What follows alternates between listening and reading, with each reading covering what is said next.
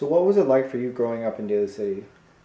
Growing up in Daly City was pretty interesting. It's kind of like growing up in a bubble. I mean, definitely being a minority in Daly City is not as big of a deal as say if you grew up in a different city because there are so many Filipinos here, and especially me. Even though I'm only half Filipino, I definitely look the part, and so it's really easy for me to fit in and kind of relate to everyone. And there's kind of a ease, especially when you're growing up, that you're around people who look like you, and kind of have the same family values and kind of have the same family traditions, and so it's really easy to get along with people and make friends.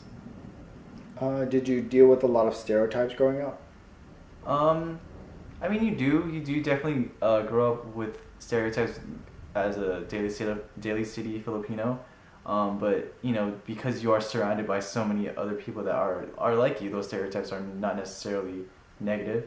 It's kind of like an inside joke between you and sometimes strangers because you guys have so much in common, and you guys have similar family situations, and your families are probably here for the same reasons and came over at the same time. So it's really the term stereotype is not necessarily a bad thing.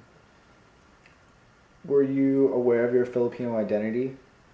I definitely was. I was raised Roman Catholic, which is a big deal in most Filipino families, and raised and learned a lot of Filipino traditions, and growing up around other people that are Filipino, they definitely you know keep you in touch with your own roots. They make you kind of aware of that you are too, and this is something you guys have in common. Do you have a lot of Filipino friends? Yes, I do. I definitely have, the majority of my friends are Filipino, both elementary, high school, and college.